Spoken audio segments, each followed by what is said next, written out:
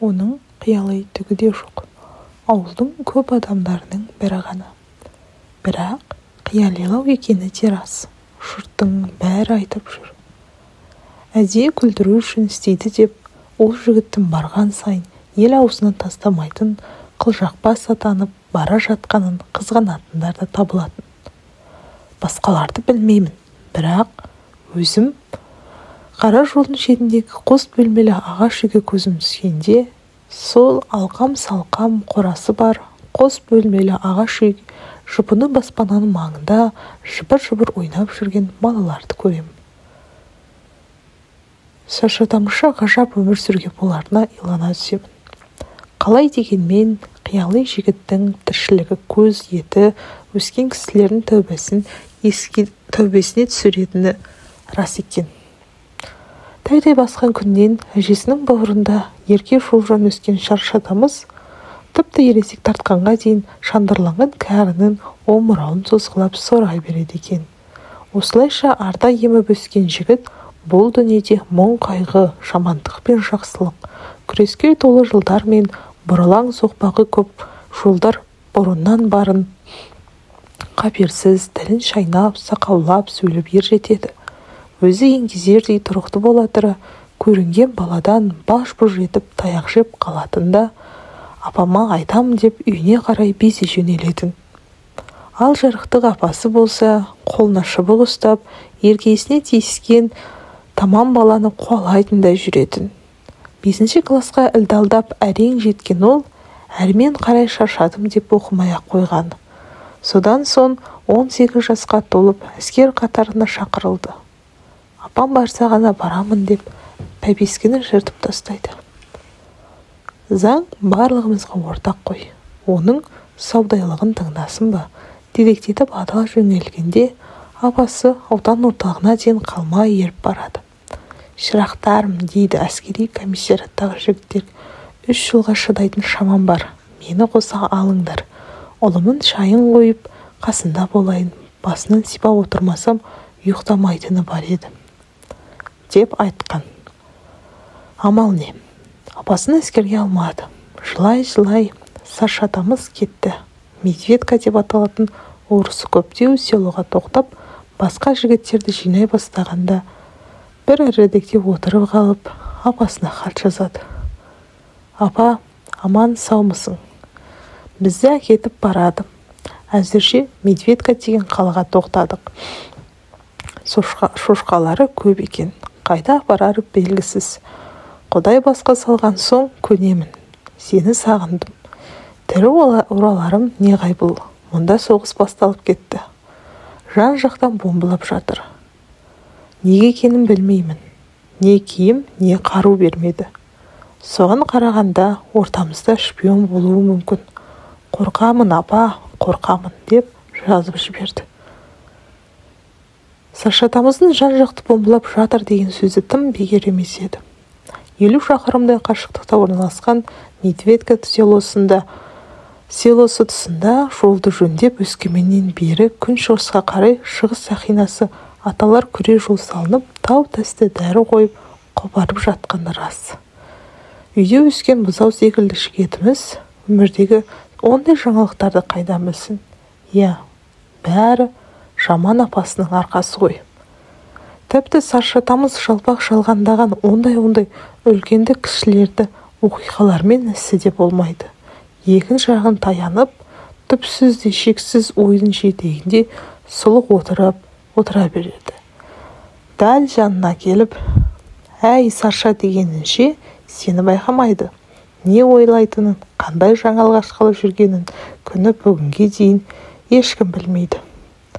3 жыл деген ер азаматқа сөз бекен.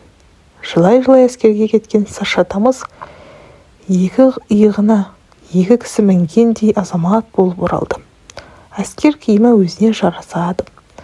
Сырттай қараған адамға соқталдай жігіт, тепсе темір үзетін еркек. Өкінішке орай, 3 жыл бойына солдаттардан таяқ жегенін апасына жазған бір сандық хаттары әшкерелеп қоятын. Сауатсыз қария әр келген хатты көрші келіншекке оқытып отырған. Ал келіншек білді дегеніміз бүкіл ауданға жайылды деген сөз.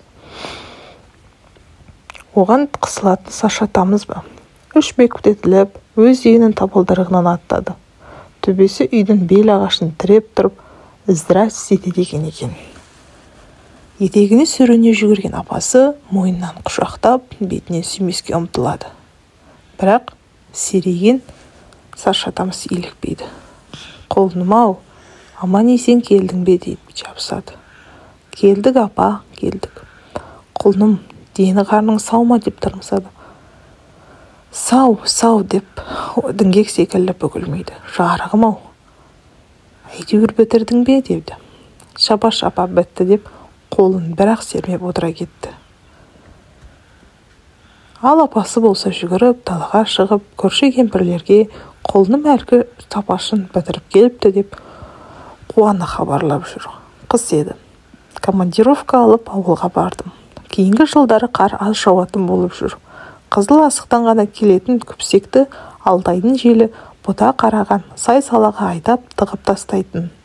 Аудан мен екі ортаға күніне бір-ақ рет қатынайтын автобус сонау қырдан бері сарүшіктей домаланып көрінсе болды. Аялдамада құжынап тұрған ауыл адамдары лап ете түседі. Олыраңдап келіп түтін бірге тоқтаған шағын автобустың жүргізушісі біразға дейін кергіп ашпай қоятын. Қораздана басып дүкенге кіреді. Түк шаруасы жоқ болса да, сол почтаға бас сұғады. Темекісін асықпай тартып, қыстың қақаған суығына қарамай түкіріктеп тұрып, мұқия сулап, тұқылын аяғымен мошқылап жүреді. Шыт-шыт шүкіреді. Содан соң ғана 45 тиындарыңды дайындаңдар деп саңқ етер еді. Осы шақта ауылдың жігіттері жолындағы кемпір шал, бала шағаларды қоғадай жапырып итеріп тастайды да есікке келеді. Алғашқы болып автобустың ішіне кіреді. Ең жайлы, ең жұмсақ деген орындықты таңдап отыра кетеді. Бұдан соң туған әкесі түрегеліп тұрса да, астындағы тағын беру мүмкін емес. Имене қысылап, қымтырлап, мен де кірдім ау әйтеуір. Отырғандардың барлығын танымайтын адамдай бетіңе бақырая қарайды. Кейбір иманы барау дегендері болса көрмеген кісідей теріс бұрылады. Көп жылдан бері Саша атамызды көп жолықтырмап едім.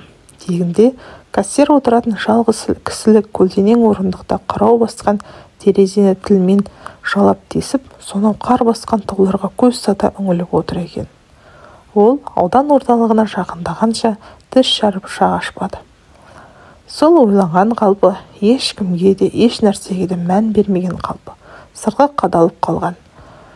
Жігіттер сөйлетеміз бе деп әрі-бері қажап көріп еді, құлағына да ілген жоқ. Естімеген кісідей мөңірейіп отыра берді. Соншалықты ауыр ой үстінде. Суық сорған қоңырғай жүзі, түк-түк ұшағы, жарланып біткен қабақ, астындағы оты аз. Бірақ алақандай ауқымды көзі барлаған адам енді бірер сәттен соң ұлы жаңалық ашатындай салмақты да салиқалы дидарын көрер еді. Саша атамыздың түбіне құрық бойламайтын терең қиялының Сары ауданға 1 шақырымда жер қалғанда ғана ашылды. Жігіттер деп орнынан ұшып тұра келді. Шағын автобустың ішіндегі темекінің көк түтінінен бір-бірін әрең көріп отырған адамдар селк ете қалды. Жігіттер деп тағы қайталады. Егер қойма астыққа бір шибиді қоя берсе, неше жылда таусар еді деді. Саша атамыздың ауылдан шыққаннан бері бас қадырып сарыла ойлап отырған осы екен. Расында, неше жылда жеп таусар еді.